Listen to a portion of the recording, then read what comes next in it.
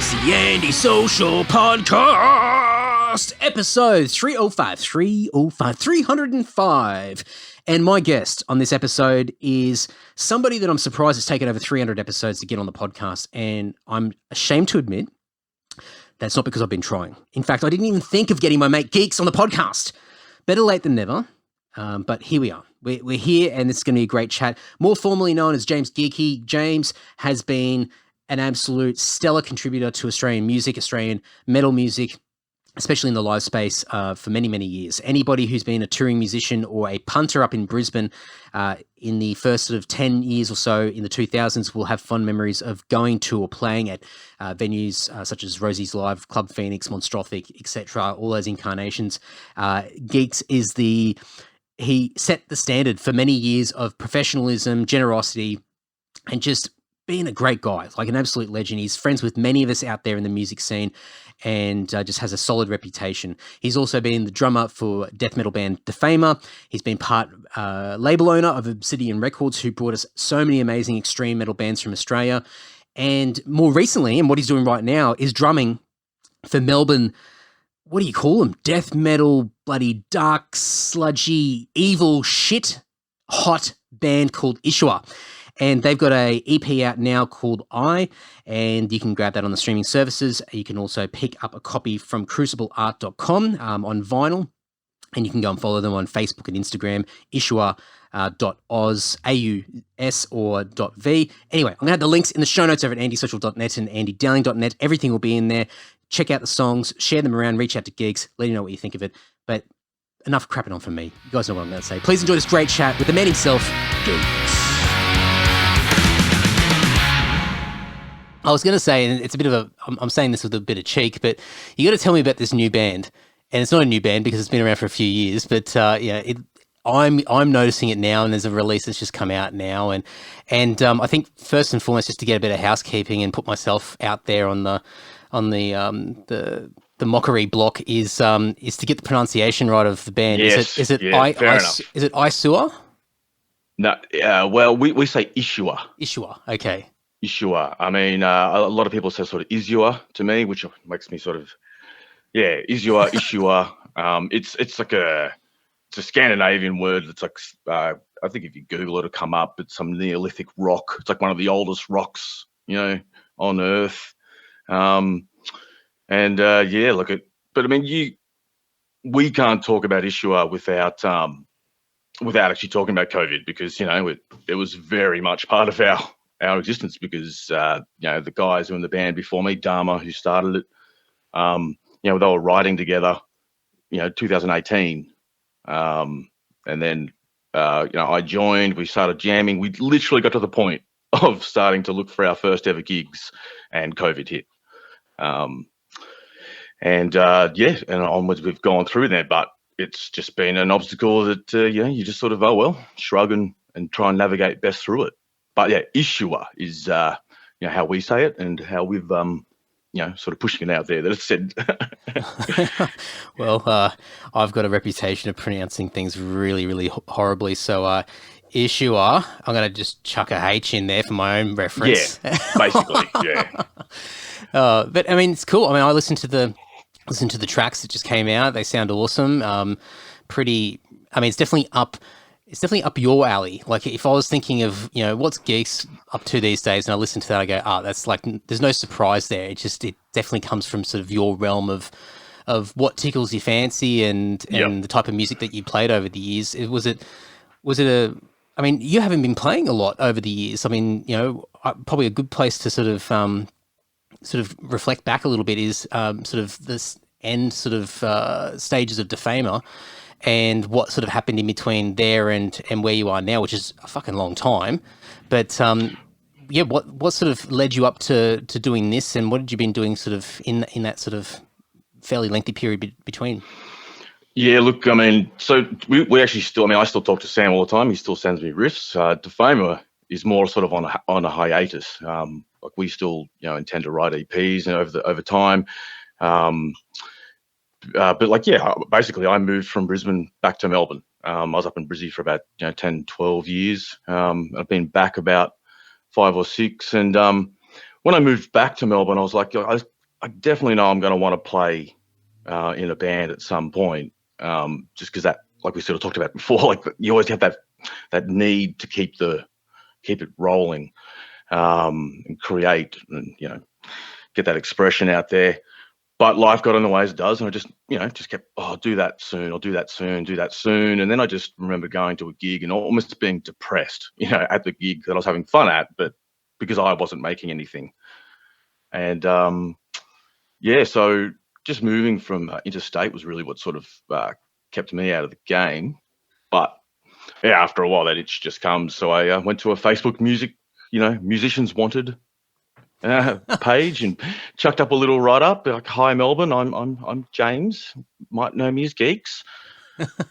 And I tell you what, because I'm a drummer and everybody's always looking for a drummer, my inbox just went crazy.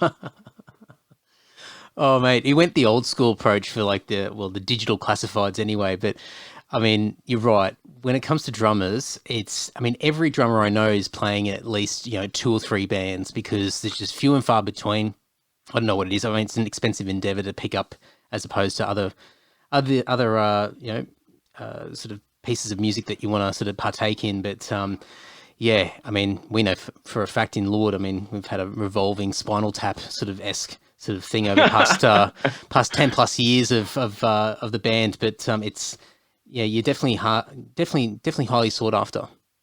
Yeah, I feel bad for people. These guys calling you up, just messaging you on Facebook, just like, "Hey, I know you said you're into Yob, Bong Ripper, Dope Throne, all these sort of sludge metal bands and doom metal bands, but we're an indie rock sort of jazz band, and we've been desperate for a guitarist, for a drummer for 2 years now. We have a full EP ready to go with artwork and everything. Can you please join?" Just like, sorry, mate, no, I'm old and my time is precious, so I'm just going to be. It's going to be a cock tease. I'm going to play for a little bit and then leave. But yeah, did the Dharma and Pat and band at the time saw my post, and the Dharma who started the band actually thought it was the guys playing a joke on her, because my influences and bands I wanted to sound like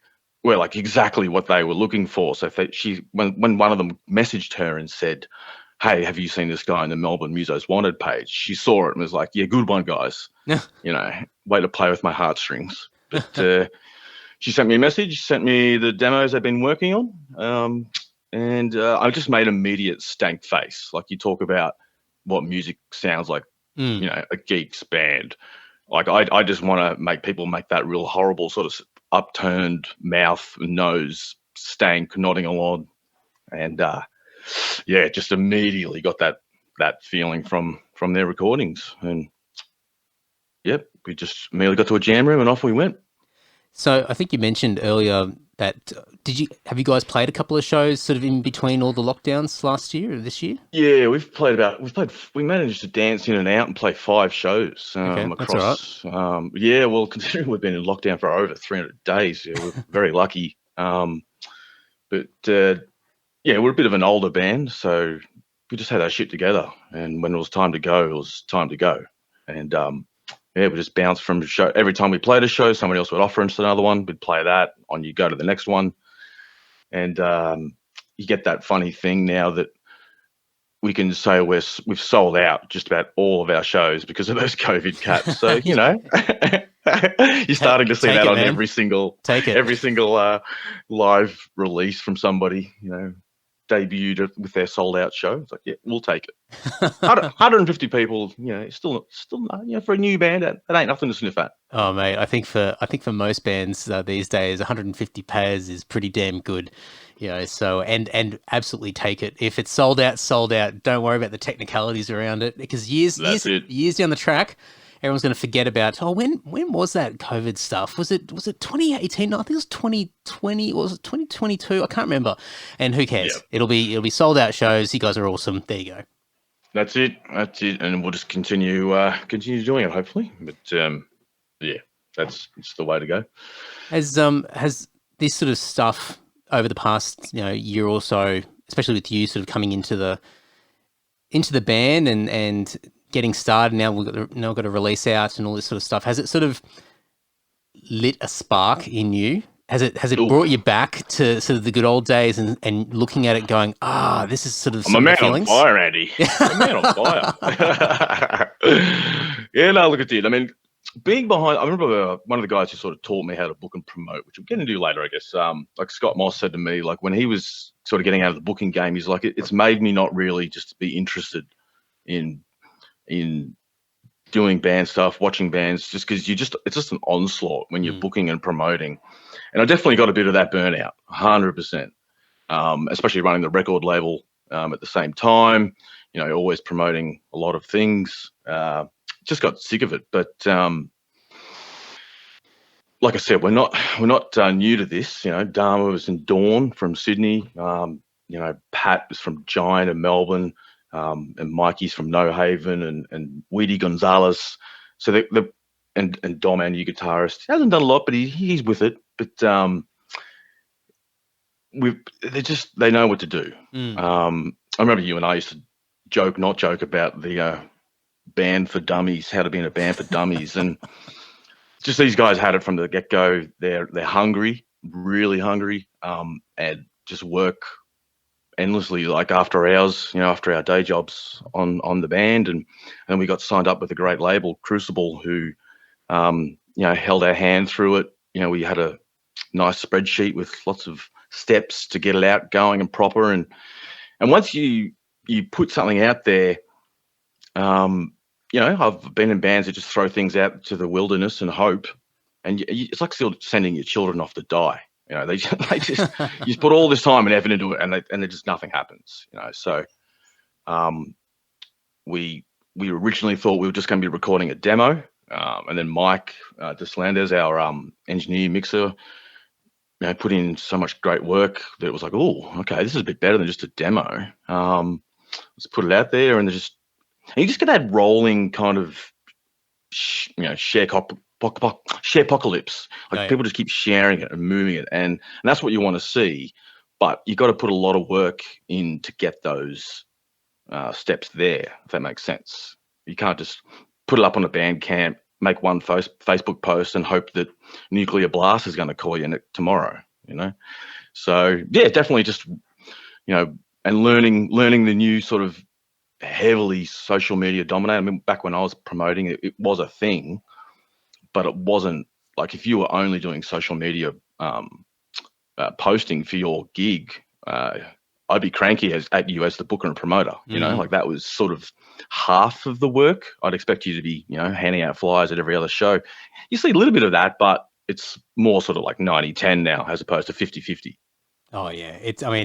The game has changed so much, but I think without me going on a rant about sort of old school promotion sort of tactics, but I think some of that old school stuff, we sound so old when we say this. Oh, back in my day when we had pieces of paper, we used to print them off and hand them out to people.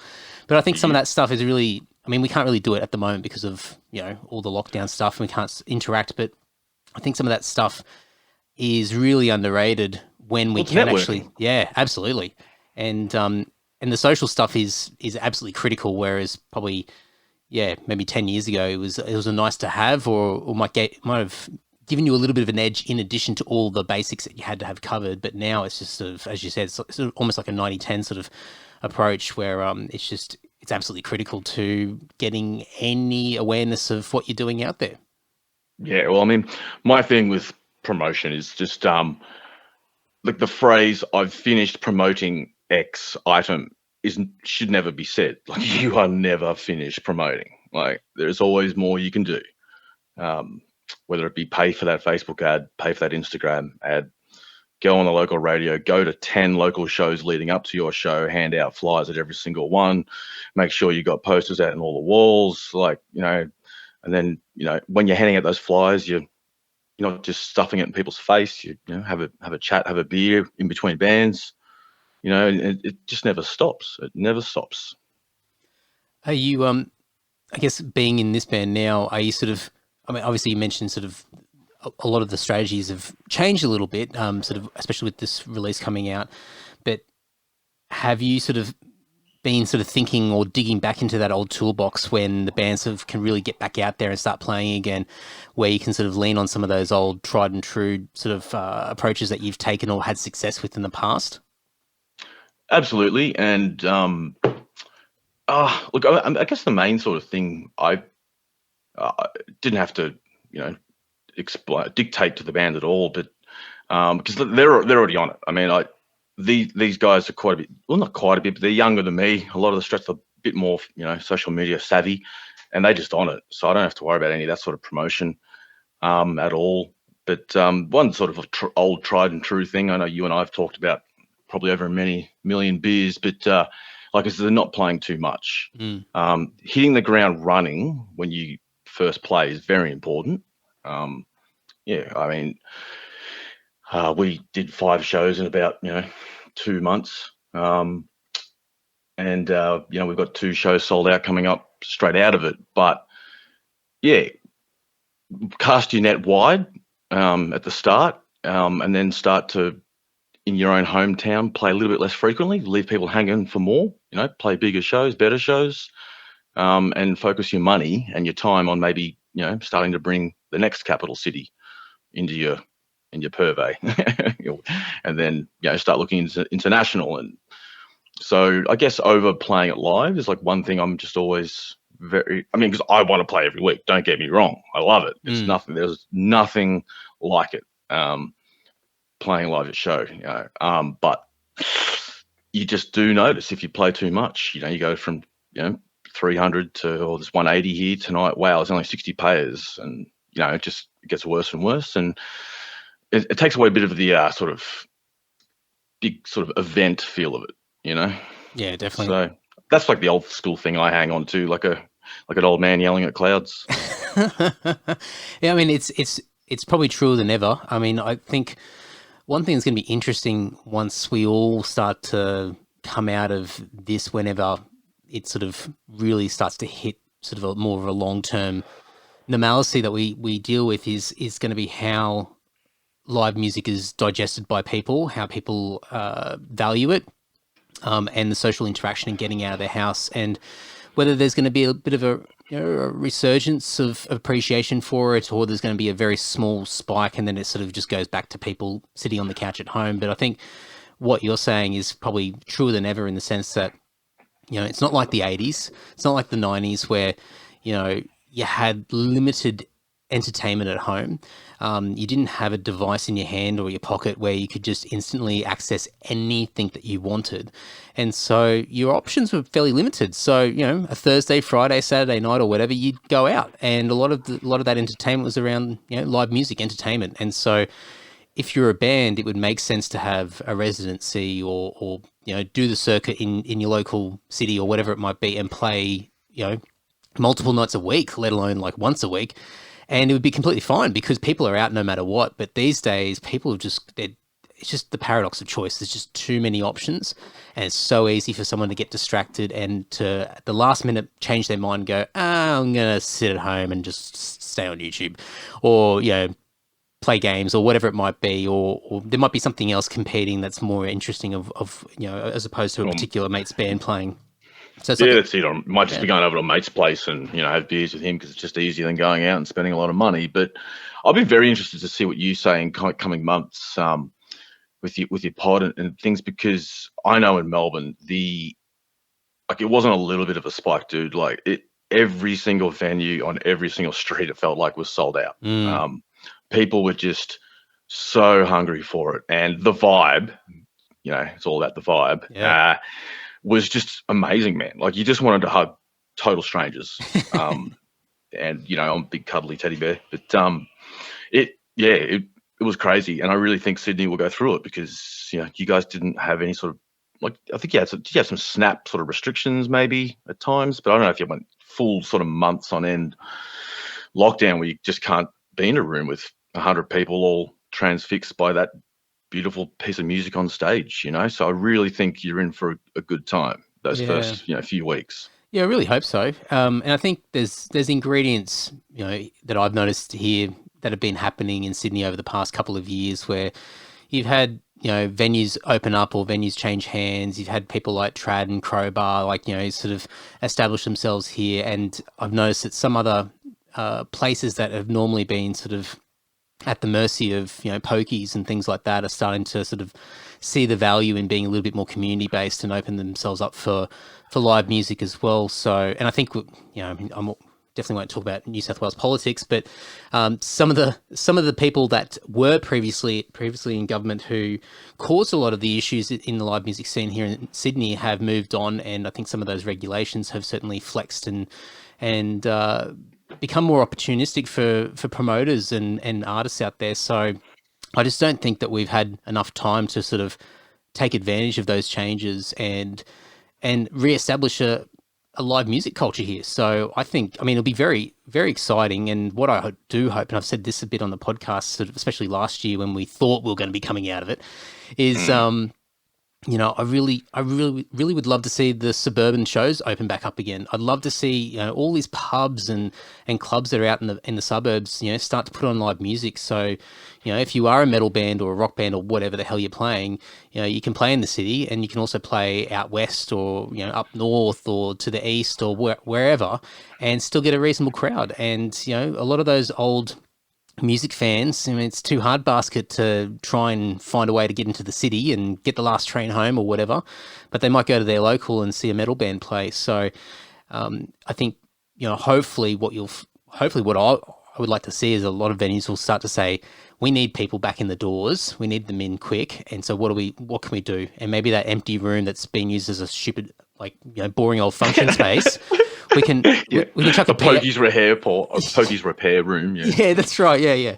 The old aristocrat machines breaking down are all in there, and they're repurposed into a live venue, and it's so easy to do. You just need people that can lead it and can make it happen. And I think that might be a really good segue into talking about some of your background, because this stuff I could talk for hours about. I'm so passionate about people doing the basics to get something right, especially in live music and putting on a show. And I think and I'm going to blow smoke up your ass, but I think one of the masters over the years has certainly been you as far as creating something. And I know it's not just you, but I think you certainly led with a lot of conviction for quite a number of years up in Brisbane with establishing some of our best, live music events for a long time.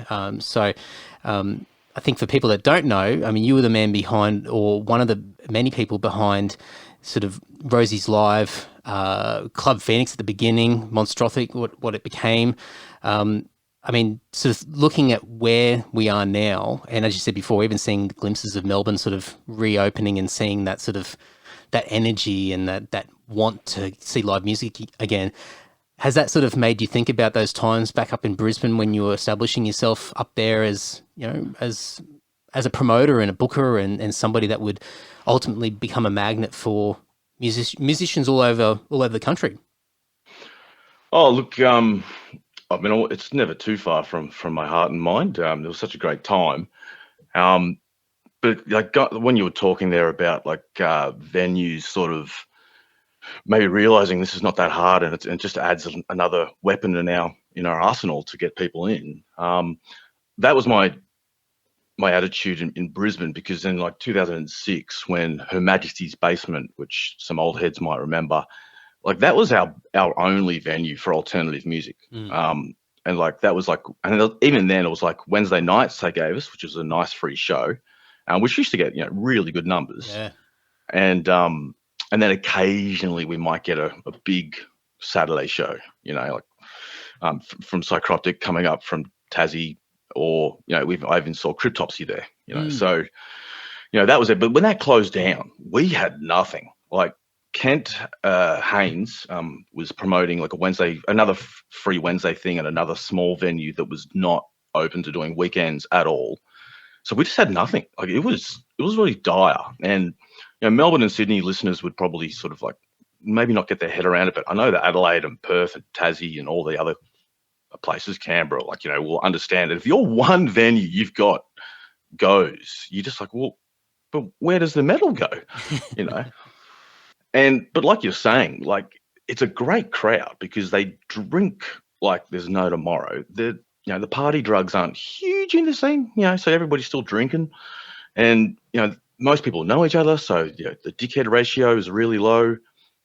They come in early and go home early, because they're usually drunk. Like, come in at 8, stick around until 12, 1, 2 o'clock, and then go home. Like, it's a great crowd. So, yeah, like when that basement shut down, I got together a couple of other promoters, like Scott Moss, I talked about earlier, who was putting on tours in and around Brisbane in Australia. And I wrote up a 2-page proposal. I just like, these are the sort of numbers you can take over a bar, with 100 payers. Like, you drink per head. And, in and out, no fights, minimal security. All we need is a stage, a PA, and just an open mind, and walked around literally just handing out this 2-page thing to like as many bars as we could find in Brizzy and the Valley.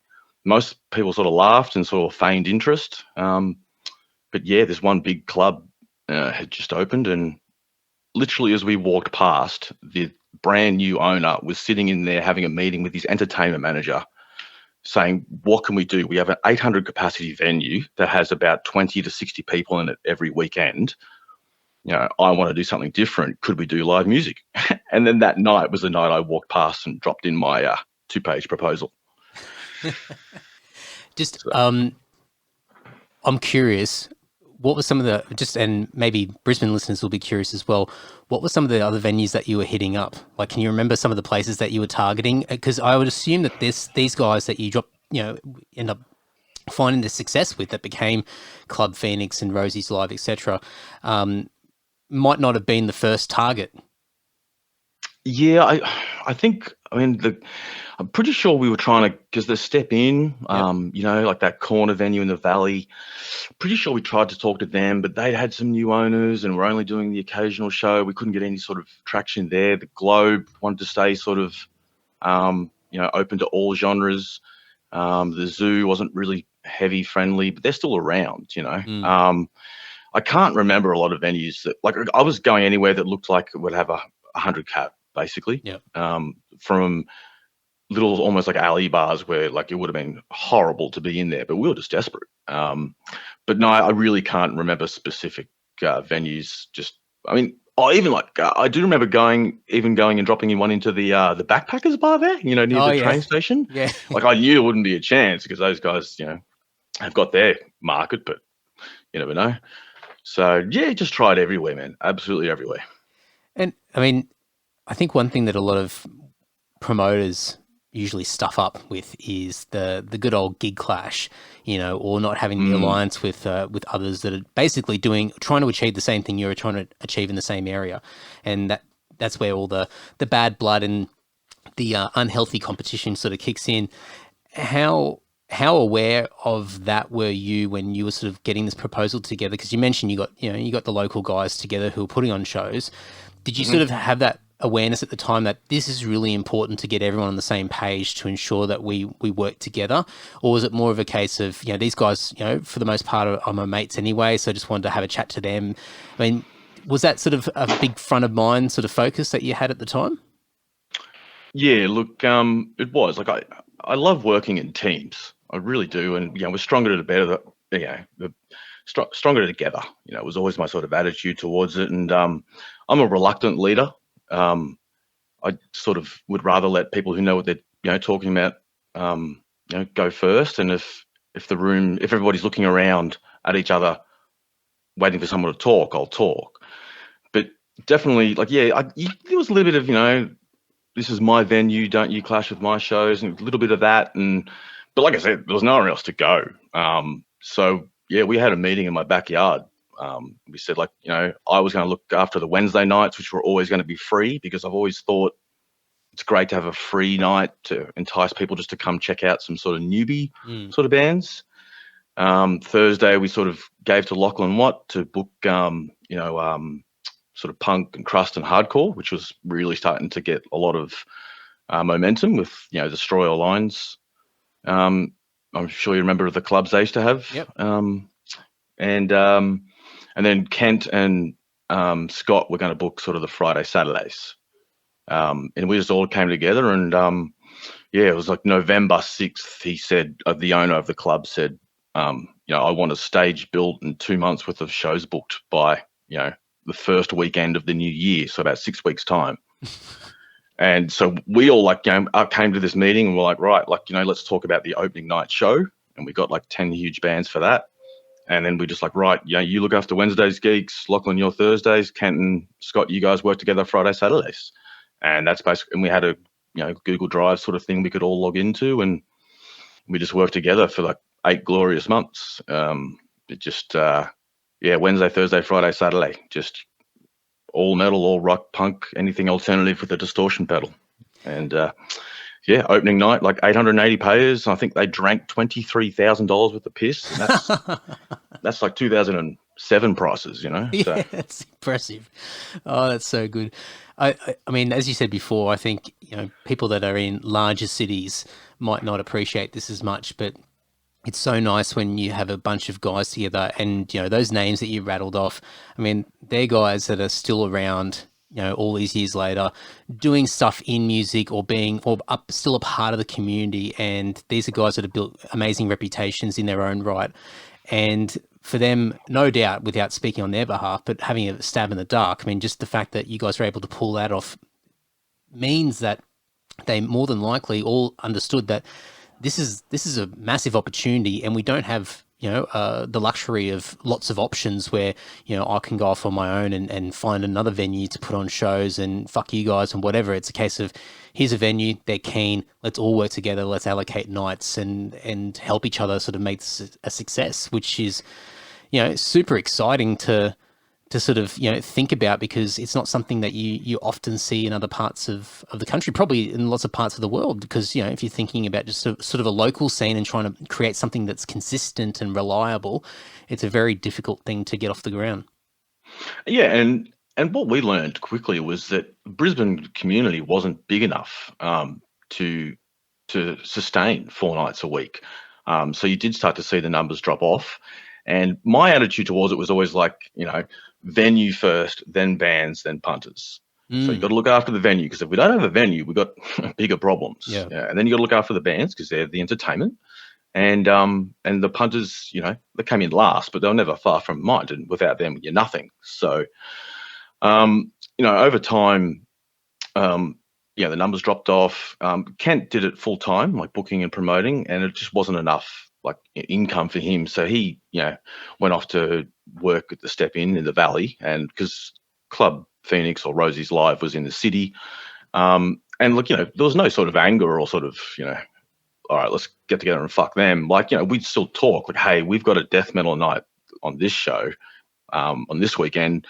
You got a prog night, that's cool, we won't clash. And then we'd be talking months ahead, and it's better to be friendly with fellow promoters, because you're mate, I've had a band drop out, and I can't get onto somebody. Do you have somebody in mind, or somebody who wants to come up from interstate even you've been talking to, and we just make sure everybody had a fair crack. And having a monopoly isn't good, because you get lazy. You need competition, and more options for people. So it worked better.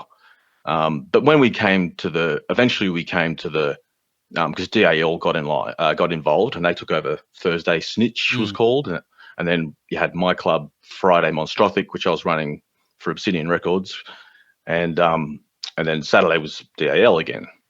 So just having a Friday, that consistency.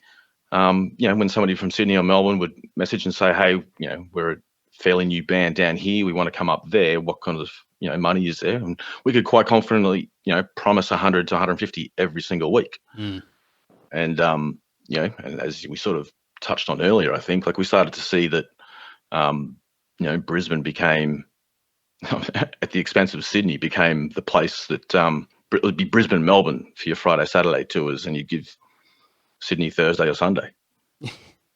It's insane. I mean, especially when you think about, I always, especially when we first started playing shows and I was booking shows myself, I was always scratching my head going, if you're just looking at population, like a ratio of, people in areas, you'd think that just Sydney would just be always booming. But for a very long time there, it's certainly not in the top places to play, that's for sure. And Brisbane, funnily enough, became this this a little bit of a mecca for a lot of bands, in other parts of the country. The reputation that got out there really quickly of not only getting great crowds. I mean, some ridiculous numbers that you guys got over the years, but just the experience. I mean, as you said, putting the priorities of making sure the venue's taken care of, which means that you got a reliable place, but then also making sure you're taking care of the bands. And that was one of the things that I think a lot of bands missed, years and years later, is that I think what you guys had created was a standard where,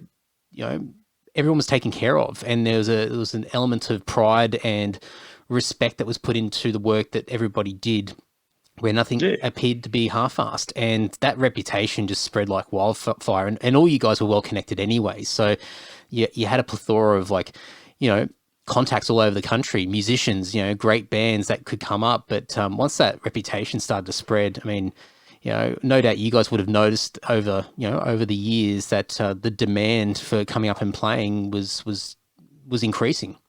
Yeah, it was crazy. I was working as a production manager of a paving facility. So I'd go home after a 8-10 hour day starting at 5 a.m, sleep for 2 hours, and then wake up and work for 4 hours, just booking and answering back to everybody, because everybody knows how annoying it is when you're trying to contact a promoter and they don't, or a booker, and they don't respond. So I tried to get back to everyone, even if it was a no. Try and offer another date. If it was a no because of other reasons, maybe you need to work on your recordings, I don't know what I'm listening to, just say that. Like, bands would rather hear, But you're right. I mean, having a green room, like that large green room with easy access to the stage, having a backline like of amps, it's just trying to make it easy. And because everybody that worked together, like all those guys we talked about, like we're all in bands, so you just you knew what you wanted. And punters, they just want good drink prices. He had Hoops, the DJ, early in the night he'd have the music low, because you walk in there, you're sober, you're trying to catch up with your mates who didn't want to blast people, and you'd slowly turn it up over the night and try and keep people on. But yeah, it was just trying to do things professionally. And I think there's a great little story there, that you're involved with Lord, because there was that period between Club Phoenix and Rosie's Live where the owner of the venue went on a long holiday, and the manager, who hated the black shirt crowd, just immediately went out and got like this really soft indie rock sort of promoter, and just said, "No, you guys can have a few of your dates, but the most of them, good luck to you." And we had to scramble to find other places. One of the shows they let us keep was the BrisMetal.com show, which Lord headlined. So these guys had been running this club for nearly like 6 months, and we're getting payers to an 800 cap venue, like of 26, 30, 45 on a big night. And then Lord came in with a bunch of Brizzy bands and got like 280 payers or something like that. And, they drank the place dry. And the very next night, the owner, who was back in the country, called me crying at 2 a.m, begging us to bring the metal scene back, He'd had a few, and I think he'd seen the sort of, that year's tax return or whatever, and was just like, what the fuck happened? So bring back those black shirts. So yeah, we brought it back and did it right. Were you guys really sort of aware? I mean, I remember that show, and I remember a lot of the shows that we played there over the years. We were so fortunate to have you guys doing what you were doing at that time when we were sort of really quite active, from a live show perspective. And one of the things that we noticed as a band and really appreciated, and it always has stayed front of mind when I look at other people trying to put on shows or put on clubs or whatever it might be, something regular, is the real community focus, really making sure that everyone feels that this is theirs, like they've got a place to go. It's a regular place. It's, they can rock up on their own, not really knowing who's gonna be there, but they're sort of almost guaranteed that there's going to be someone that they know that's going to be there. Did you guys sort of think about that along the way? I mean, you mentioned before the example of like hoops and sort of beginning of the night, sort of just, music can be pumping, but not, bleeding ears at this stage. Yeah. And sort of, gradually sort of increasing that throughout the night, but it's sort of to encourage that social interaction. Was that stuff really sort of front of mind for you guys when you're sort of building this and continuously putting on shows? 100%. And what was great about it too, like, it was back before Facebook had just eaten up all the forums. So, we had Brisbane.com, you had Noise Theory, you had Ozprog, those amazing Ozprog shows. So there was definitely a really tight-knit community there, like really easy access to everybody. But when we started, Facebook was certainly going, and we had our own pages, we had our own merch. We had specials, every week that you had to sort of be in the group to sort of catch them. We would email people, different codes they could use that night. We had those like loyalty cards where, you come to 9 shows, get your 10th free or something like that. I think I still got that card lying around somewhere, actually. I think it was little Monstrothic card. Yeah, for the launch, I think you guys had them. And I remember getting my card stamped. So I at least got one show stamped. That's it. Well, I'll let you in, mate. It'll be fine. But all those sort of community things. But and the other important thing was not smashing the same subgenre of metal, like that crowd. Like I'm into my death metal and sludge and doom. Anything really low end, I'm all about it. But if I put that on every week, that's going to fail pretty miserably. You just be very conscious of making sure you give the black metal crowd a show, then maybe some like a prog show, then a hard rock show, and just keep swinging it between the genres over a 6 to 8 week period. You had all these little subsets of people who had no idea, of the larger group they're in, if that makes sense. It just always kept rolling on, and you'd see the same faces. I mean, the amount of names and faces over the years you just see all the time. It was just wonderful, never any problems. And, but Melbourne doesn't need anything like that. Like, I don't really think they need, dedicated nights or clubs. It's good when you're younger, but there's so much variety down here that, you could just go out anywhere and you'll find something, I think that's the thing with Melbourne I've always noticed, is that I think it's naturally sort of ingrained in the culture down there that it's encouraged to go out. It's encouraged to go and seek out entertainment and different things. And I think there's a little bit more of an open-mindedness with a lot of that sort of stuff, whereas and maybe it's just the way that the city's been mapped out and where the venues are as well and getting around. And it seems to be somewhat easy to sort of hop between shows. I mean, I know, I've certainly done it, some weekends in Melbourne, hopping between multiple gigs in the one night because they're all sort of in the same vicinity and all getting reasonable turnouts. And you sort of go, oh man, this is like, well, they always say it's the music mecca of Australia, being Melbourne. But other parts of the country, and I think Sydney, I don't know if Sydney will need it. I think Sydney just needs a lot of venues. I think we've certainly got the population. I think there's interest there to go out to shows, but I think there just needs to be consistent venues rather than sort of consistent sort of nights as such. But regardless, whether it be Melbourne or it be a one venue sort of place in Brisbane or wherever else in the country, you need to encourage that social and community aspect where you can rock up to shows and put some money on that. There's more than likely going to be somebody there that you can go up and say hello to. Yeah, 100%. I mean, we joke about it in ISUA that we just go on Johnston Street tours in here because you've got the Bendigo, the Tait, the Old Bar, all right, basically in the same street, a block or two apart. Because I've always understood that it was a bit of the problem with Sydney is that you might have, you've got a huge population, but they might be spread out a little bit. I mean, I remember what felt like a bit of a golden age when Newtown, there was a lot of venues, I felt like. But yeah, like as you say, just knowing you've got a venue, there's a good chance there's going to be something on that night. It does make all the difference. Yeah, absolutely. Thinking back to sort of that era up in Brisbane, the golden years, were there any sort of moments that sort of stand out after all these years now, sort of thinking back, whether it be, people or personalities or things that have happened at shows, or even just the shows themselves that have sort of remained sort of fixated in your memory? You know, like, it's funny coming into this. I was like, oh, at some point he's going to want to know a story or two, and Tell me, Geeks. But I mean, it just all blends together. I mean, some of the people. I mean, Ian Redman, I got to shout him out. I mean, the sound guy. You know, I mean, he was there from day dot until the end. And just absolute MacGyver. But one of the grimmest individuals, like in terms of like black metal cult personalities. Absolutely lovely human being, but just had no time for basically any band that wasn't Darkthrone. But you know, and the amount of stuff we subjected him to, like sometimes you just walk past him and he'd just be glaring at me, like, you know, what the bands were that I was subjecting him to that night, just because it wasn't his preference. But he needs the biggest shout out, I think. And you know, Kirst, our door girl, there forever, and she helped me with all the promotion and booking. She was there for years, and like, you know, she was like a second security guard. Not that we ever really needed much help, but I mean, because there's just like no big, huge, you know, fight stories or anything like that. You know, there's lots of huge nights with just amazing amounts of money being drunken over the bar. Lots of big bands coming through who are always cool, because we used to, you know, take note of who was playing at Big Harley, Australia.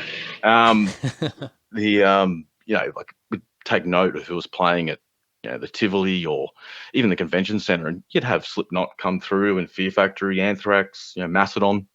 I'll always remember my label mate Jimmy going over to Joey Jorda's, no, not Joey, the singer Corey Taylor, who was wearing a hat, and he just reached over, took the hat off him, put it on his head, and was like, "I need to talk to you about black metal," and then just punished Corey Taylor's life for about an hour about black metal and why Slipknot needs to have more of it. And yeah, just but there's so many good times. I mean, yeah, it's just amazing, all the community and stuff like that. And there's just nothing like, I mean, playing in a show and, you know, having a huge amount of people come, you know, is a fantastic feeling. But there's a really satisfying feeling standing at the back of a room, you know, in the dark, watching some Melbourne band, old school band like Gospel of the Horns or something that, you know, people, you know, just didn't expect to sort of ever get to see multiple times, and just going, like, it felt so good to bring everybody together to enjoy that, you know. So that's just like the overwhelming sort of memory or feeling, you know, just how good the Brizzy community made it.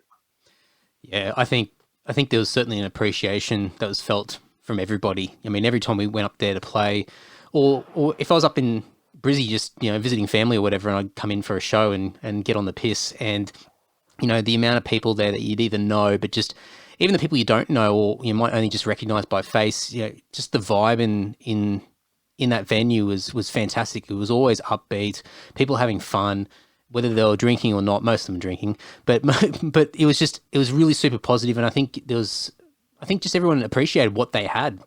I think a lot of people lived in the moment, and I think that was really, really cool. And it certainly was felt from the rest of the guys in our band when we'd come up and play, because I kind of had a bit more of the context. I mean, like, I came from there, you know, I was a lot more active on, you know, the old Brisbane forums, and had a lot of close connections with some great people up there. But the other guys, not so much. So when they came up, they were floored. They just couldn't believe it. And whether it be on stage playing and just seeing the response and just the energy in the room, or just hanging out and talking to people, it was just such a positive experience every single time. And there's always really fond memories that are always shared about that sort of period of time at that venue. So, and I'm sure that's the same with a lot of bands that have had the privilege of being able to play there. And even sort of, you mentioned before, like, you know, keeping an eye on those larger shows and sort of, you know, making the place available, you know, whether it be an after party or whatever it might be, and seeing some of these bigger personalities, international guys coming through.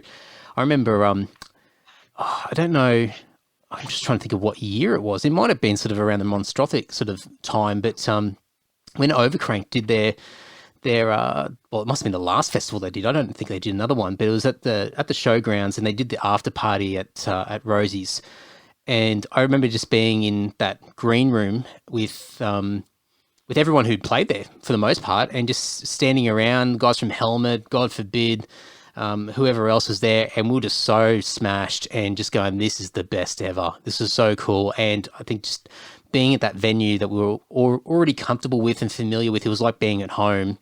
And then just looking around and seeing all these amazing personalities also there, it's just like, this is cool. This is really cool. And it's such a special place. So, all these years later, I think that's, for me at least, from my experiences, that's always sort of been the standard when I look at, other venues that are popping up and promoters putting on shows. It's like, oh, how do you create that again? Or how do you create a version of that?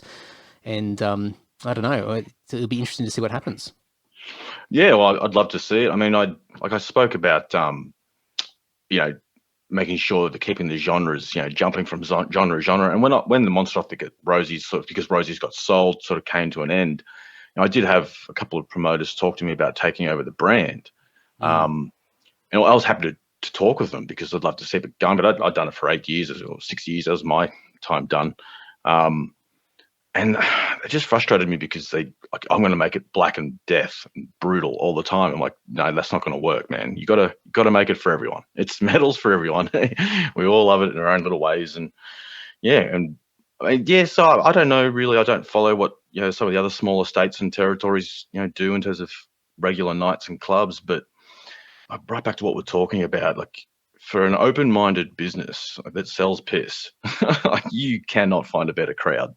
And having a regular thing you can go to, it will you'll always have those, that next generation coming through, as we hit our cranky 30s and can't be bothered. You've got those next batch of 18 to 23, 25-year-olds who are making bands, can't wait to see the bands. And it just does, perpetually grow. But that consistency is key in doing it professionally. Can't agree more. You said earlier on, I actually wrote it down, funnily enough, but I laughed when you said you're a reluctant leader, because I actually wrote down, just scribbling some notes down, I wrote natural leadership skills, people attracted to you, loyalty and respected by others. So I love that you've taken on a lot of this over the years with a little bit of reluctance, but you've dived in there. Not to sort of get into a leadership discussion, but whether it be as a promoter or, in a band or even the label as well with Obsidian, have you got something sort of a natural sort of inclination? You might be reluctant to do it, but do you sort of have that natural sort of urge to find yourself in those spots where you want to take the initiative and sort of create something? And then naturally, I think just the way that you're probably wired in your personality, that people can see that conviction and want to follow. Look, I've always sort of said I make a great 2IC, second in charge. Because when you got those alpha types with a very clear vision and just the blinders on, those people are important to make progression in all fields of life. I feel they can be very frustrating and hard to deal with. But just because of my upbringing, I guess I feel like I've had a good swath of all walks of life and what people want and how to talk with them and how to just sort of maybe take the rough edges off an idea and push it forward. Because Obsidian, I met Jimmy, and Jimmy's just a visionary, an absolute visionary. And I'll never forget it. He said to me, the goal of my label is to make people realize that there's this amazing music in their own backyard, in Australia, because that was a time where basically it felt like if it wasn't Roadrunner, you didn't know about it, back in those days. And I just loved that. And then he said, look, I've got out 2 releases and I've just, I'm like, how'd you pay for all that? He's like, I just got 2 credit cards, maxed it out. And I'm like, ooh.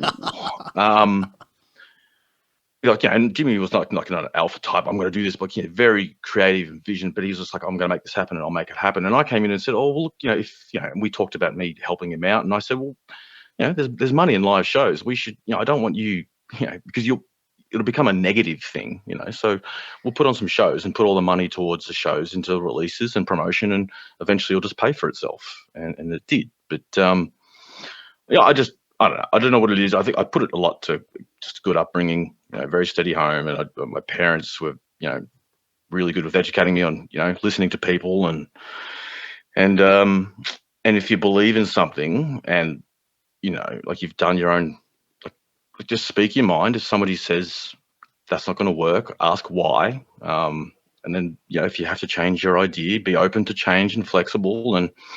And like I said earlier, I love teamwork. Like it is good. It's a great feeling when you take on something yourself and do it. Like, look, I did this, but I just feel it works so much better when you say, look at all us guys banded together and created a club from nothing. When an entire scene really did need it. It's the same feeling when you get together in a group of bandmates. You create this thing from thin air and put it out, and other people respond to it. And even right down to playing team sports. I love basketball. I don't want to play any of those sort of solo sports or anything like that. I love working with other people. But I'm very direct. I speak my mind, and I try to listen after I've spoke my mind. So that's my TED talk, I guess. I think the teamwork thing's so underrated. I mean, it sounds, when you see a job advertisement or something like that, or you're applying for a job, and you always make sure you tell them that you're a team player and you love teamwork and all that sort of stuff. But I think having the awareness of what the benefits are to really working with other people, I don't think a lot of people really understand what that means, because a band is the best sort of analogy behind it, because you can't. I mean, you could record everything at home and just create a bedroom release, and that's fine. A lot of artists do that, but if you're going to play live, you can't play every instrument. So everyone comes in with their own unique skill set to be able to contribute towards the objective or the goal, which is to perform or to play as a band. And the same thing happens in business or any other creative endeavor or project or whatever it might be. You can't expect to know everything about everything. Like it's impossible, and you can't have strengths in every single area. And so you need to bring people in that have a different perspective or a different skill set to complement where not so much your weak points are, but where you haven't had the experience to sort of flex. And so you can then focus on where your strengths are, and other people can sort of fill in those gaps as well. And that's where those amazing teams and those amazing achievements come from, because people are selfless enough to sort of go, all right, well, I know I'm really good at this, but I need some help, and I need to get some expertise in these other areas in order to maximize this opportunity that's in front of us. So I think, that's a really selfless and sort of self-aware sort of approach to take. And, just seeing what you've done over the years, no doubt that's something that's probably just sort of come naturally to you, to be able to sort of be open-minded and be willing, as you said right at the end there, just being willing to listen as well. Yeah, that's it. I mean, I think a good visual sort of representation of it is that that scene with what is it, A Beautiful Mind, with like Russell Crowe, when they're in the bar and the girls walk in, and he works out like that theory of it, like it's best for the group to do what's best for the group, to go forward. I mean, bands, it's another thing with booking and promoting. You've got to be, any walk of life really, but especially like in a creative, artistic sort of scene, like you got to be aware you're not only just dealing with ego, but like these people have, poured their time into this, and sometimes you are that wall that has to say, guys, that's just not good enough, but you got to find a nice way to say it. But then sometimes you have to say things like that to your own work team or your own bandmates. Like that riff just isn't really working, or you've got to be open when someone says, can you not go out of time on the drums, mate? Like you need to work on that beat, like because you're all working towards the same goal, and Yep. There's a way to do it, and it's easier than ever to sort of record things and just like be a bedroom artist and put things out. But yeah, like I mean, even just listening back to one of your old podcasts with Liam from like Liam, is it Liam Anthony? Liam Guy? Yep, I'm not sure. Liam I'm never Anthony. sure what he. Yeah. Yeah, I know Liam Guy, like Liam Anthony, Facebook names, but listening to his horror stories of trying to get bands going, like that just killed me, because Liam's such a great guy, really talented drummer, and been in some great bands, but just so many things can go wrong. Like someone moves away, a band member sleeps with another band member's ex-girlfriend, or they have a fight over timing in a band practice, or it's so hard to do, and you're all there to create the impossible. That's it. You're not just there to have the ability to be able to play your instrument or write some music and perform it, there's all these other skills that sort of just happen to become relevant and critical in a band situation. And these days, more so than ever before, I mean, not very many bands have managers. Not very many bands have, large label support. I mean, label support really is a bit of a myth these days. And so, there really comes some responsibility on the individual to be able to help carve out their destiny these days, and working on these skills of collaboration, teamwork, suppressing the ego at times, conflict management, all this sort of stuff, in addition to all the business skills that you find yourself developing over the years. So it's definitely an interesting time to watch bands adjust and sort of, going full circle back to what we were saying at the beginning, coming out of these lockdowns. It'll be interesting to see, what bands come out the other side, what bands are still here, what artists have decided to take a different approach and maybe start something new, or what bands are going to come out, at the same momentum that they entered into COVID, and they're still firing on all cylinders. And it'll just be a really fun and exciting time just to see a lot of our mates just get back out there, and hopefully us as well. You and I get out and play some shows, and I'm looking forward to some better times ahead. Yeah, look, mate, like I said, I look forward to your first gig, mate. Like, when you go back out, I hope Sydney siders are the same as what Melbourne were. Like, it's just, I can't wait to have a beer with some mates, listen to some great music, and and hopefully just keep it in the back of their mind. Like, like, we're lucky to have this sort of stuff. I know a lot of places didn't have what we had, but you weren't too far away. So we've got to be thankful for what we got, and look, but Christ, I mean, metal scenes like cockroaches will find a way somehow. We'll go book a community hall. We'll play we're looking at playing some skate park gigs with generators soon. Yeah, why not? Just get out there, have a crack, and book them and they will come. Like, it's going to be a fun time, and you are right. I mean, the bands that have stayed somewhat active, kept their head up, stayed in contact. So not only it would be great to see what bands have come out who existed, but also, all the passion projects of people being bored and writing riffs with new people. They're going to be able to hit jam rooms now together. So, well, I think we're all in for a good time musically. Yep, absolutely. Well, I could, it's been a long time since we've caught up for a chat anyway, and I could keep talking your ear off for hours, but we'll catch up again, and hopefully not too far off from an actual physical beer in hand encounter at some stage in the near future. But mate, throw me some plugs. So where should people start with the band, with ISUA and the new release? Where are the best places for people to go? All right, well, I shouted out Crucible, was the label who have got behind ISUA and helped us out. It's crucibleart.com, and that's for the EP, which is coming out on vinyl, a lovely 12-inch with red and some inserts and all that joy. So that's crucibleart.com. Bandcamp, ISUA .bandcamp, but we've actually now got it all in the streaming services too. So once you've listened to this, you can jump onto, would it be streaming, Spotify, Apple, YouTube Music, all the rest. It's all up there. And look, I plug our next couple of shows, but they're sold out. So we've got November 13th. That's it. November 13th at the Corner. So that was nice, selling out the Corner in 6 hours. And then can't wait for this one. This show's been postponed about 4 times. Like, we're playing with Carcinoid, like Josh Robson and his band. So I've been a massive fan of Carcinoid, like a Death Doom, and we get to play with them on December 3rd. But I think we're at that point where we're going to play, 3-4 shows after this lockdown, and then we need to get serious about finishing up that writing for the album to follow it up. So that's ISUA.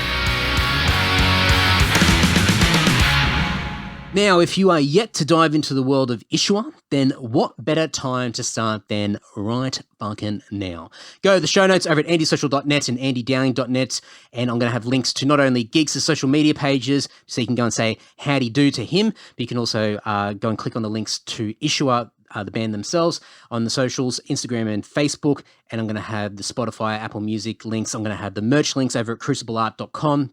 All that stuff's going to be in the show notes. Nice and easy to find. Get behind them, support them. Hopefully enjoy the tunes and let Geeks and Co know what you think. Before we wrap it up, I'm going to keep these outros, well, this outro short and sweet. Hopefully, patreon.com/Andy Dowling is the best way to support this podcast. And I've only got 2 tiers now. We've reworked it since relaunching the podcast. We've got a $1 tier and a $5 tier. That's $1 per month or $5 per month. That's it. There's no $10 tier, there's no $20 tier. Thank you very much for the people, for their service, for supporting those high tiers. But I want you guys all those lower tiers, and I want the numbers. I want as many people on Patreon as possible throwing me $1 a month. The money helps. It's fantastic. It covers a lot of the monthly expenses of running a podcast, website hosting, podcast hosting, editing, production, gear, all sorts of stuff. But what's the most important thing to me is just seeing the numbers of supporters. So get on over there. I'm going to do a Crazy Talk episode every week, which is me waffling and sharing what I've been listening to, new releases, stuff I've been watching, a bunch of dumb stuff, fun stuff. I'm going to plug a lot of mates and hopefully have a bit of groundswell support from people in my Patreon community to help me promote the people that are just doing amazing things out there in the wide world. So go over to patreon.com/Andy Dowling, check it all out. And I think that's it. Let's wrap it up. Another episode coming very, very soon. Stay tuned for that. In the meantime, dig through the back catalogue of the past 304 freaking episodes of the Andy Social Podcast. Treat it like your new favorite band's back catalog. Get into the depths, find the hidden gems, share them around, and reach out to those guests and let them know what you thought. That's enough for me. Until next episode, take care and ta-ta.